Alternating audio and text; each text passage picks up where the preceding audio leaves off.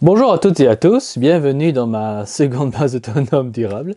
Je suis Stéphane Vivaliste et aujourd'hui je fais une vidéo d'alerte pour vous donner une information importante dont on doit absolument tenir compte même si on ne croit pas forcément à l'effondrement, car cette information est trop grave et importante.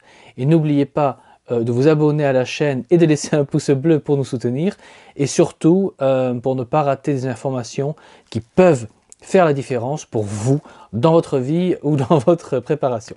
Et petite parenthèse, les personnes qui ont rejoint ma page Patreon Stéphane Vivaliste verront cette vidéo en avance par rapport aux personnes sur YouTube, parce qu'avoir accès en avance à du contenu de qualité n'a pas de prix, et pour le reste, il y a un Mastercard. Non, je plaisante.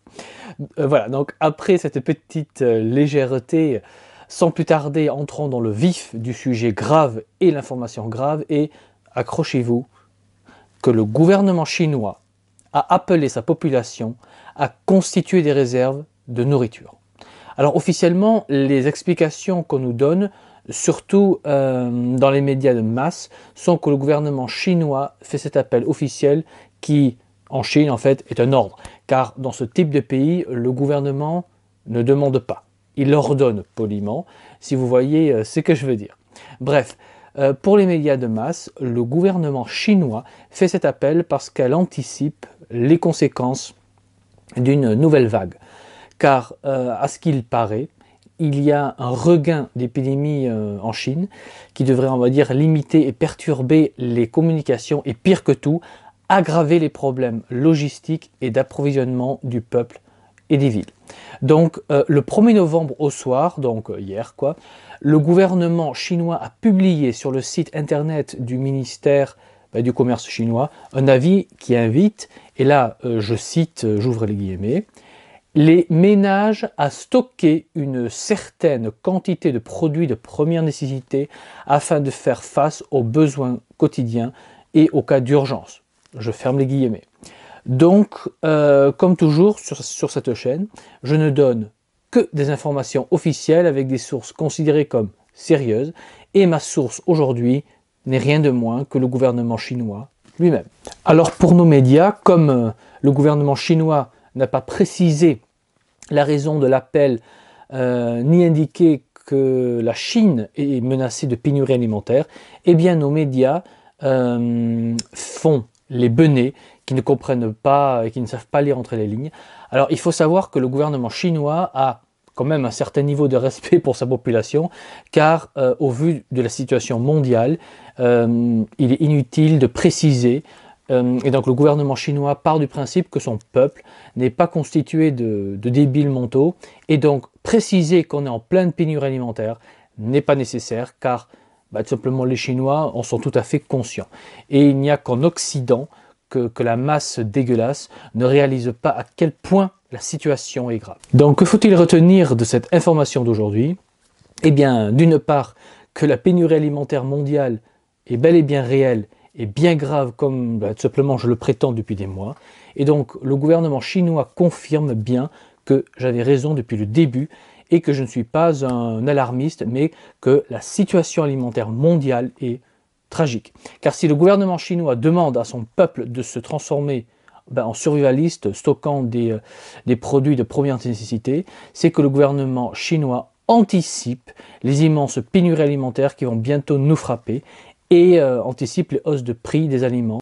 Et les hausses de prix des aliments ici en France, qu'on connaît en ce moment, ne sont que le début des catastrophes que nous allons tous devoir affronter et subir. Donc vraiment, écoutez-moi, abonnez-vous à la chaîne pour ne rien rater, et je vous appelle vraiment à faire vos stocks maintenant.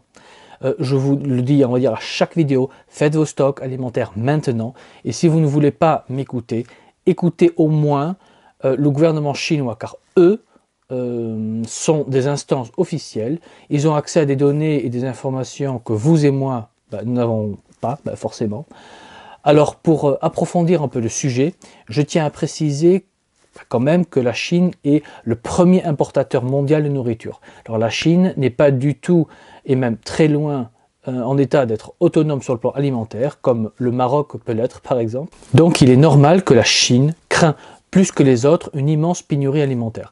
Mais ça ne veut pas dire que l'immense pénurie ne va pas nous affecter nous et vous. Vous affectez vous personnellement, à vous qui m'écoutez et vous qui écoutez cette vidéo. Je vous rappelle aussi que la France n'est plus autonome sur le plan alimentaire et ceci depuis très longtemps. Sans parler que notre agriculture dépend énormément du pétrole, des produits chimiques, des engrais chimiques. Je ne suis même pas sûr que les graines sont produites en France.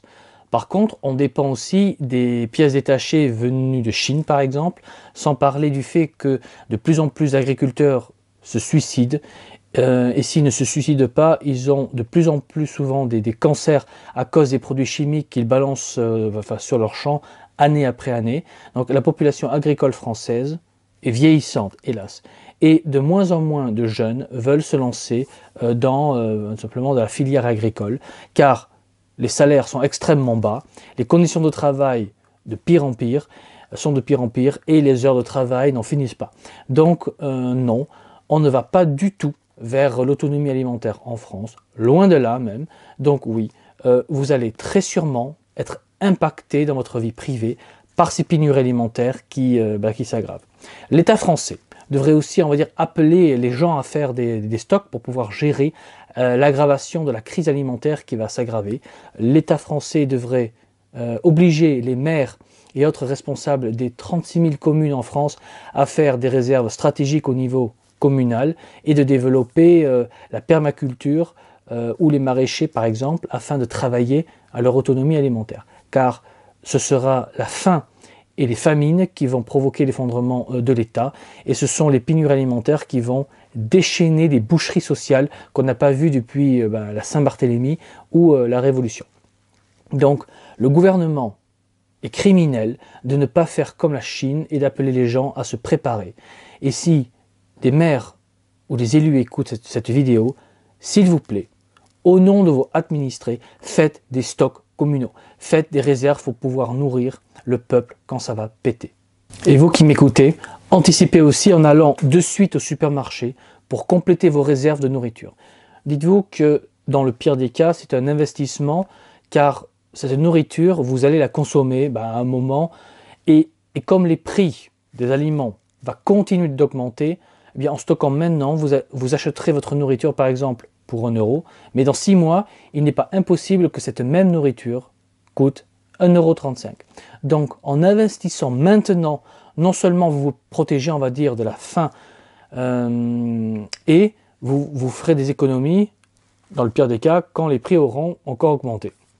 Donc, effondrement ou pas, faire vos stocks maintenant est l'investissement le plus intelligent à faire. Et en ayant des stocks, vous pouvez faire partie de la solution en donnant à vos proches de quoi manger. Aussi, et je le souligne vraiment, investissez du temps cette fois dans votre potager et non pour juste cultiver vos 3 fraises et 2 framboises. Non, investissez du temps pour apprendre à faire des rotations de culture, pour cultiver de la calorie, donc des pommes de terre, des navets et j'en passe, pendant on va dire, le printemps et l'été. Cultiver des topinambours, des carottes et des épinards par exemple pour l'hiver ou des choux de Bruxelles. Évitez de cultiver des trucs et des machins venus de l'autre bout du monde et qui font bien. Non, pensez et soyez fonctionnels. Limitez la variété et produisez de la quantité, car c'est la quantité qui va vous nourrir et non la diversité. Mieux vaut avoir 100 kg de pommes de terre que d'avoir 1 kg de 1000 légumes ou de 100 légumes. Bref, vous comprenez l'idée. Par contre, ne prenez pas qu'une seule variété de pommes de terre. Prenez-en plusieurs, car si une variété a une maladie, eh bien, les autres variétés ne seront pas forcément touchées et vous récolterez quand même. Vous savez, la grande crise alimentaire de la pomme de terre en Irlande était justement venue du fait que simplement les Irlandais n'avaient pas beaucoup de variétés de pommes de terre et quand une maladie a frappé leur variété, eh bien, ce furent toutes les récoltes du pays qui furent frappées. Alors que s'ils avaient varié les pommes de terre, les dégâts auraient été bien moindres et l'Irlande n'aurait pas connu de famine. Et je tiens à préciser que l'Angleterre a laissé crever de faim les Irlandais. Mais ça, c'est une autre histoire. Bref, faites vos stocks, travaillez à votre autonomie, abonnez-vous à la chaîne pour ne rien rater et inscrivez-vous sur ma page Patreon Stéphane Vivaliste. Le lien est sous la vidéo pour avoir accès à du contenu exclusif et surtout d'avoir accès aux vidéos largement avant que je ne les publie gratuitement sur YouTube. Voilà, donc et comme toujours, je n'ai plus qu'à vous dire, comme toujours, préparez-vous, anticipez et je vous dis à la prochaine fois. Allez, ciao!